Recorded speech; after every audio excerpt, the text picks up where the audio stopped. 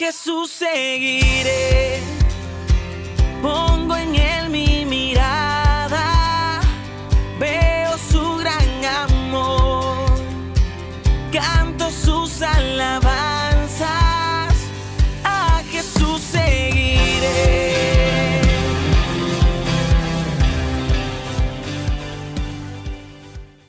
Muy buenos días, amados hermanos. El día de hoy estamos miércoles 15 de septiembre, compartimos el devocional en esta mañana y poniendo todos nuestros pensamientos, nuestro corazón delante de Dios. Vamos a orar. Te damos gracias, Dios, por este tiempo, gracias porque podemos despertar y podemos, Señor, seguir buscando tu presencia y llenándonos de esa paz que sobrepasa todo entendimiento, Señor. Gracias te damos, Señor. Enséñanos, Dios, a poder seguir escudriñando, Señor, tu palabra, para poder obedecerla, Señor, en todo tiempo. Gracias te damos en el nombre de tu amado Hijo Jesús. Amén. El día de hoy, amados hermanos, vamos a compartir lo que nos dice la palabra de Dios en Jueces capítulo 19. Dice el título del devocional del tiempo con Dios: solo hay maldad sin Dios. Vamos a leer algunos versos. Dice la palabra de Dios: llegó entonces un hombre viejo que venía de su trabajo del campo al anochecer, el cual era de los montes de Efraín y vivía como forastero en Gaba, pues los habitantes de aquel lugar eran hijos de Benjamín. ¿No? Pasamos al verso 20, dice: el hombre anciano le dijo entonces al hombre forastero: la paz sea contigo, tu necesidad toda quede solamente a mi cargo, con tal que no pases la noche en la plaza. Al verso 23, salió a su encuentro el dueño de la casa y les dijo: no, hermanos míos, os ruego que no cometáis este mal, puesto que este hombre es mi huésped, no hagáis esta maldad. Pero ellos no lo quisieron oír, así que Levita tomó a su concubina y la sacó, y aquellos hombres entraron a ella, abusaron toda la noche hasta la mañana y dejaron cuando apuntaba el alba. Cuando ya amanecía, vino la mujer y cayó delante de la puerta de la casa de aquel hombre donde su señor estaba hasta que fue de día. Verso 28, el levita le dijo: levántate y vámonos. Pero ella no respondió. Entonces aquel hombre la levantó y echándola sobre su asno se fue a su lugar. Al llegar a su casa, tomó un cuchillo, echó la mano de su concubina, la partió por sus huesos en 12 partes y la envió por todo el territorio de Israel. Y todo el que veía aquello decía: jamás se ha hecho ni visto tal cosa desde el tiempo en que los hijos de Israel subieron de la tierra de Egipto hasta hoy. Considerad esto, tomad como consejo y hablad. ¿No? Nosotros podemos ver aquí una trágica historia, ¿no?, que nos narra la palabra de Dios, ¿no?, de la nación de Israel en el tiempo de los jueces, ¿no? ¿Qué es lo que sucede cuando los hombres rechazan su palabra, rechazan a Dios? ¿No? Si bien es cierto, Israel tuvo aproximadamente 350 años en el que no tenían rey, no había una autoridad y cada uno hacía lo que quería, ¿no? Entonces aquí vemos una historia bastante lamentable que nos habla acerca de la perversidad de los hombres de Gibea, ¿no?, que eran hombres, dice, que libertinos, ingobernables, hombres que eran rebelados contra Dios, ¿no?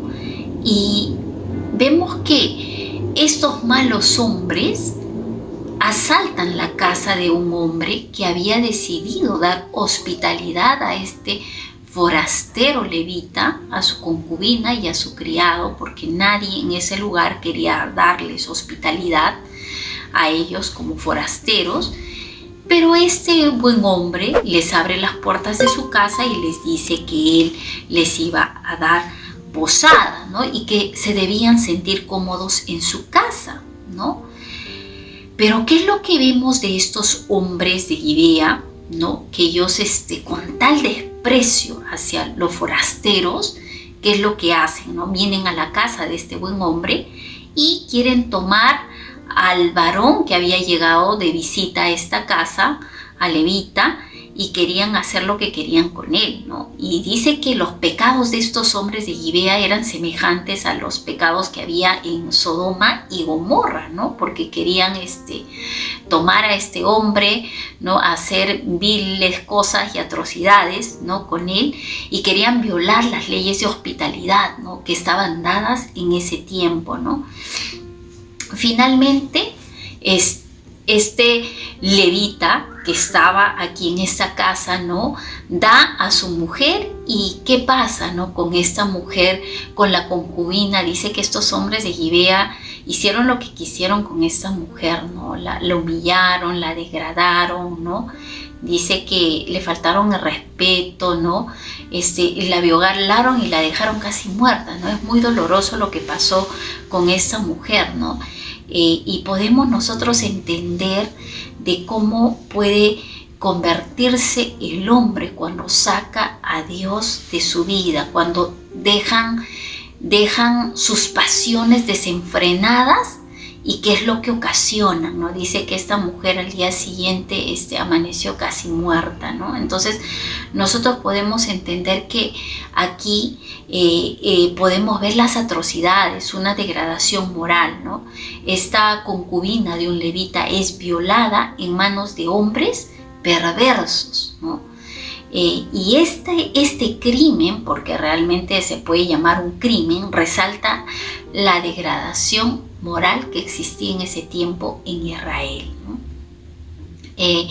También podemos notar aquí que el levita estaba dispuesto a entregar a su concubina, ¿no? A hombres inicuos, ¿no? Y aquí podemos ver que en este tiempo también el valor que podía tener este hombre hacia su concubina, ¿no? Y podemos entender que también la palabra de Dios, el plan de Dios, el propósito de Dios no es ese, ¿no?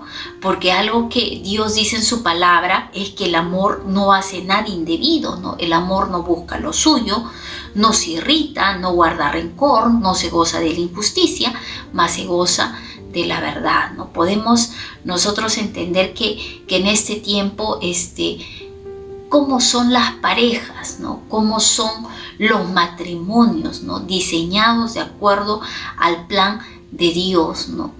Entonces, el Señor en este tiempo nos manda que los varones sean esposos de una sola mujer, ¿no? Y que el varón debe amar a su esposa así como Cristo amó a la iglesia, ¿no? Y se entregó a ella, ¿no? Y así también las mujeres, amad a vuestros esposos, honrándolos y respetándolos, ¿no? Ese es el plan de Dios en este tiempo para las parejas, para los matrimonios. Nosotros aquí podemos ver que se cometieron muchos errores, muchas injusticias, ¿no? Por parte de este varón levita contra su concubina, contra la mujer que vivía con él, ¿no? Y para completar toda esta escena podemos ver que levita divide el cuerpo de su concubina, ¿no? En muchas partes. ¿Para qué? Para repartirlas en las tribus de Israel, ¿no? Entonces algo que el levita apelaba, como no existían leyes de protección en ese tiempo, porque no existían las autoridades, ¿no? Él quería que la justicia se tome en manos del pueblo. Es por eso que él lleva y reparte, ¿no? Las partes de la concubina en las tribus de Israel, ¿no? Pero algo que también nos enseña el Señor en este tiempo y está en Santiago capítulo 3 verso 17, pero la sabiduría que es de lo alto es primeramente pura, después pacífica, amable, benigna, llena de misericordia y de buenos frutos, sin hipocresía, ¿no? Entonces, En este tiempo, ¿no? Sabemos que todo lo que hacemos va a traer consecuencias, ¿no? Y realmente este crimen que sucedió, ¿no?, con esa mujer trajo muchas consecuencias para Israel, ¿no?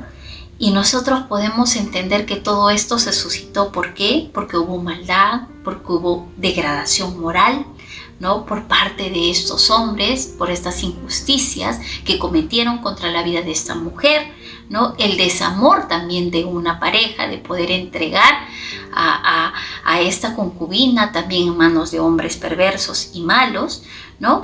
Y podemos también nosotros reflexionar en este tiempo que Dios nos pone dos caminos, ¿no?, para que nosotros podamos tomar una decisión, ¿no? Bien, el Señor nos dice, ¿no?, que el camino ancho es el camino que nos lleva a la perdición, que nos lleva a la muerte, ¿no? Es el camino que muchas personas toman, ¿no?, porque sacan a Dios de su vida, ¿no?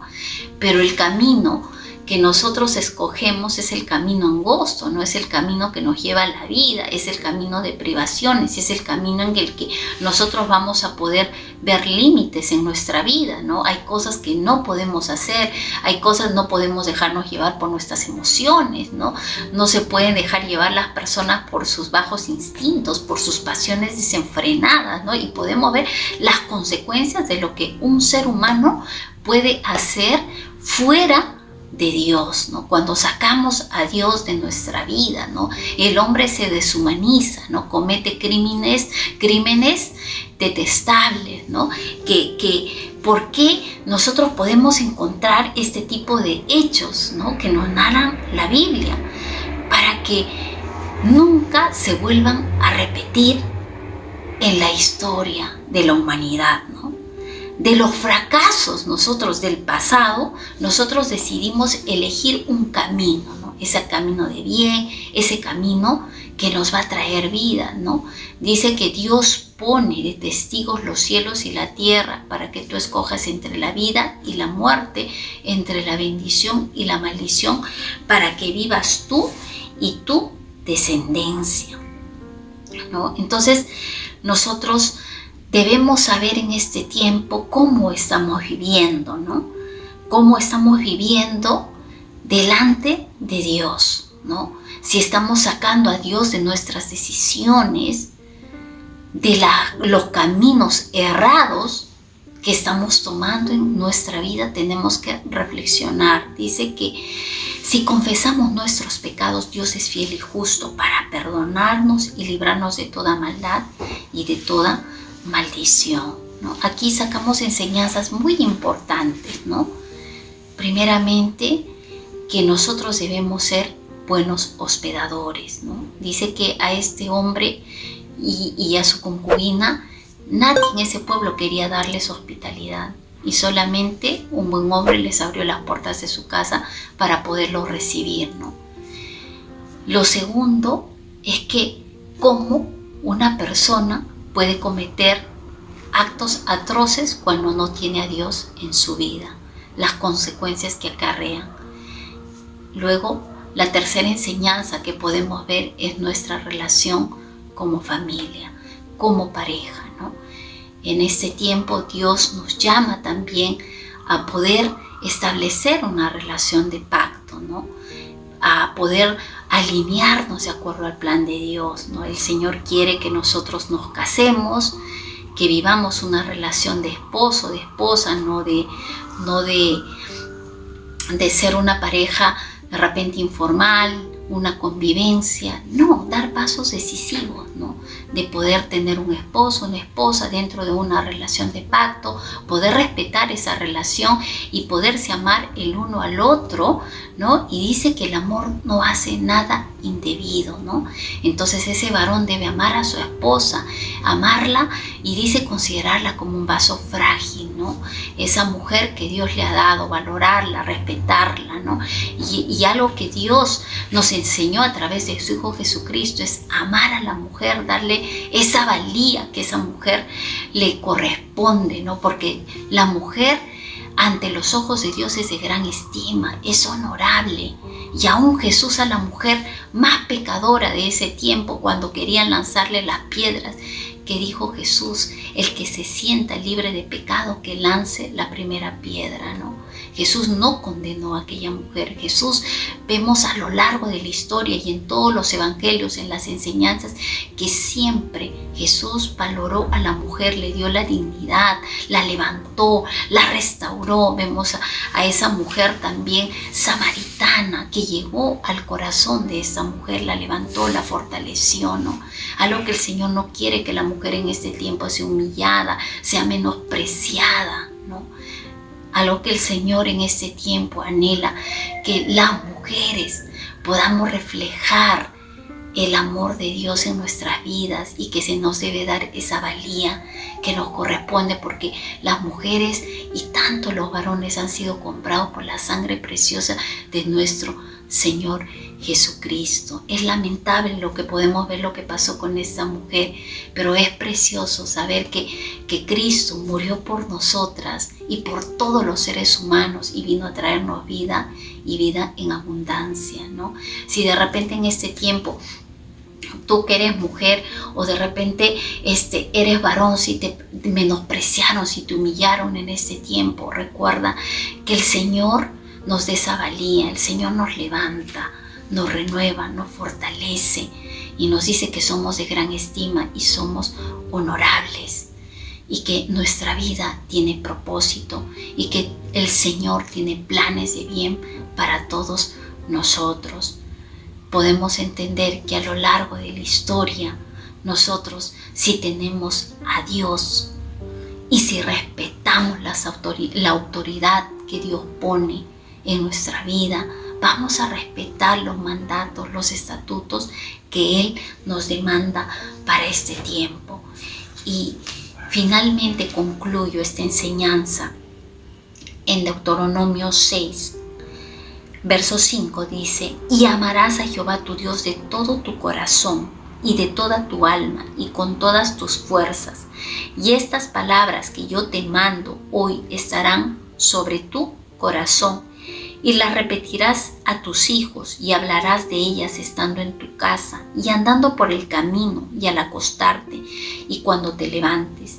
Y las atarás como una señal en tu mano, y estarán como frontales entre tus ojos, y las escribirás en los postes de tu casa y en tus puertas. Dios quiere que vivamos bajo la autoridad de Él, pero si decidimos someternos bajo la autoridad de Dios, entonces no podemos hacer lo que queremos, no podemos hacer lo que nos venga o lo que nos parezca. Tenemos que respetar los mandamientos de Dios, tenemos que respetar los límites que el Señor nos pone, y no solamente quede en nosotros, sino que lo que nosotros aprendemos de la palabra de Dios, de la autoridad que el Señor también pone en nuestra vida, tenemos que enseñárselas a las nuevas generaciones, el respeto, el valor, la moral, ¿no? Y en este tiempo el Señor quiere levantar una generación que sea espiritualmente sensible, y que sea también una generación que tenga moral, que respete a su prójimo y que ame a Dios por sobre todas las cosas. Te damos gracias, Señor, en este tiempo. Gracias, Señor, porque a través del devocional podemos, Señor, entender, Dios, que el hombre, cuando te saca a ti, Señor, de su vida, puede cometer, Señor, tantos actos vergonzosos, Dios. Te pedimos en este tiempo, Señor, que tu palabra llegue a nuestras vidas, Señor. Ayúdanos a tener sabiduría. Señor, abrimos nuestros corazones, mi Dios, para que seas tú, Señor, quien nos gobierne, Dios, que podamos respetar los mandatos, los estatutos que tú, Señor, nos pones, Dios. Y Señor, que en este tiempo podamos decidir, Señor, por el camino de la vida. Si bien es cierto, es un camino de renuncia, Señor. Es un camino, Señor, difícil, Dios. Pero, Señor, en este tiempo Tú tienes un galardón para todos aquellos que permanecen fieles y firmes, Señor, sin contaminarse, Señor, con los deseos de este mundo, Dios. Ayúdanos, Señor. Alumbra, Señor, nuestro entendimiento. Cambia nuestros corazones, Señor. Que seamos, Señor, personas sensibles a tu palabra, Dios. Y que podamos ser moralmente responsables también en nuestra sociedad, Señor, en los lugares donde nosotros nos desenvolvemos, Señor. Ayúdanos, Dios. Y también ayúdanos, Señor, con nuestra hospitalidad, Señor, a poder amar al forastero, al extranjero, Dios.